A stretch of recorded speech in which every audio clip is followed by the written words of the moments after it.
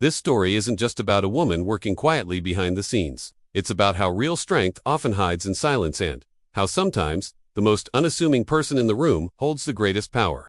When a group of elite snipers dismissed her as just a tech, they had no idea she was a legend in disguise. The wind at Blackwater Ridge was sharp colder than expected for spring. Recruits called it a training base, but those who'd been around knew better. This wasn't a place for beginners. It was where legends were either broken or born.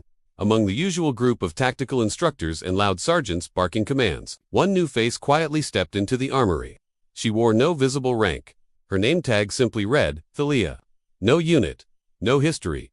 She moved differently, calm, deliberate, like someone who didn't waste energy. Some thought she was just a tech sent to calibrate the training gear. Others joked she was here to observe, maybe write a report. But beneath the dismissive chatter, something about her unsettled people. She wasn't trying to fit in. She wasn't trying anything at all. It started during a regular training session. A rookie sniper had been struggling all week. His rounds consistently pulled left. The instructor couldn't figure it out. Then Thalia stepped in, quietly.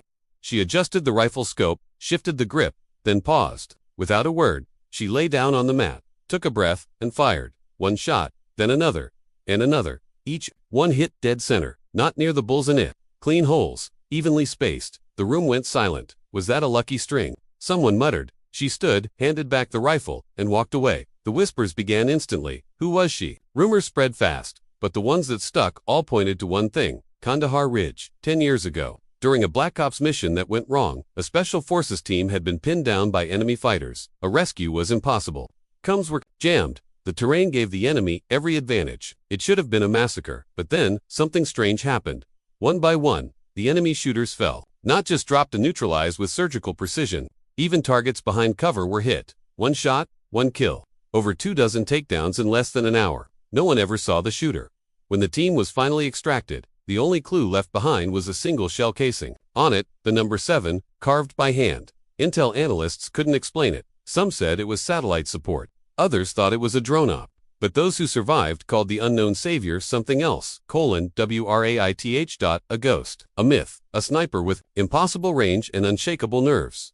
Blackwood, the current base commander, had been there that day. He'd seen the shot patterns, he'd seen the precision, and when he saw Thalia fire silent, steady, perfect, he knew. Wraith wasn't a ghost. Wraith was standing right in front of him. Before she was a ghost, Thalia Mercer was flesh and blood, born in the dust of Afghanistan. Daughter of a combat medic and a mechanic stationed during the early campaigns. War was not just background noise, it was her childhood soundtrack. She learned to shoot by necessity. Not sport, coyotes, insurgents, shadows that moved at night. She learned patience before she learned algebra. And when she enlisted at 17, she didn't do it for country, she did it because it was all she knew. Her instructors knew from day one. This wasn't a prodigy. This was something rarer mind that calculated pressure, gravity, wind, and motion like poetry.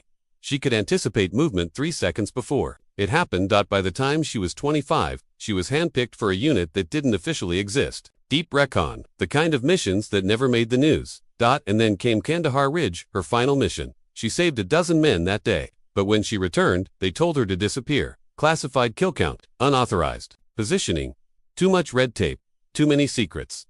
She didn't argue, she just walked away. Back at Blackwater Ridge, the new recruits watched her like an enigma. One, a young shooter named Reyes, approached her hesitantly. Is it true what they say about Kandahar? She looked at him, expression unreadable. I was just doing my job. But you were alone. Her response was colder. No one's ever really alone, not if they're paying attention. Reyes didn't understand it then. But weeks later, during a high-altitude simulation, he'd remember those words.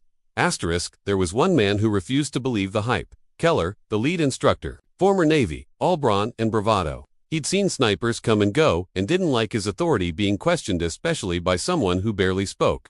One afternoon, Keller set up a test, 10 targets at increasing distances, obscured by fog and camouflage netting.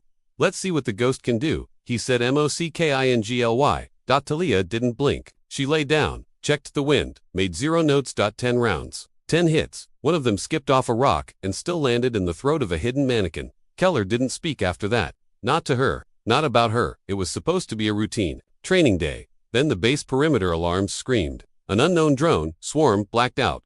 Motion sensors detected movement in the eastern woods. Hostile, fast, tactical. Most thought it was a drill. It wasn't. In seconds, chaos erupted. Guards were downed. supply depots ignited. Someone had leaked the base coordinates and a wet mercenary unit was coming in hot, while others scrambled. Talia was already climbing the Combs Tower with a custom-modified rifle in hand. She didn't hesitate, she didn't panic, she just aimed. Asterisk, they saw her work like a ghost in daylight. Targets dropped before anyone else saw them. Drones veered off course, detonated mid-air. Enemies moved cautiously, then not at all. Each shot she took sounded like punctuation clean final, and each casing that dropped had a number etched on it, 13, 14. A young recruit counted them as they fell. By the end of the skirmish, there were 19 casings, each with its number, each placed deliberately in a tight circle around her feet. The last hostile tried to retreat into the tree line. Her final shot ricocheted off to stones and dropped him. Mid-stride. Silence returned. She climbed down, calmly, handed the rifle to Reyes, and said, "Now it's yours to protect." After the attack, Base Command offered her full reinstatement. She declined. "I've done my time. The next shot belongs to someone else." She didn't disappear this time. She stayed, quietly, as an advisor. As a presence, new recruits now train. Under her, they don't call her Thalia, they call her something else, the Wraith. They say she can hit a target by sound alone, that her heartbeat never rises above 60, even in battle, that she once shot a coin flipped into the wind. They say a lot of things, she never confirms any of it, but on the wall of the armory, behind a pane of bulletproof glass, sits her final brass casing, etched with a number, 20. So, today, we learned that true greatness doesn't need to shout. It watches, waits, and speaks when it matters most, just like she did. Sometimes, the hero is the one you least expect. What would you have done if you were in her place? Let us know in the comments. Don't forget to subscribe for more real, powerful stories that inspire.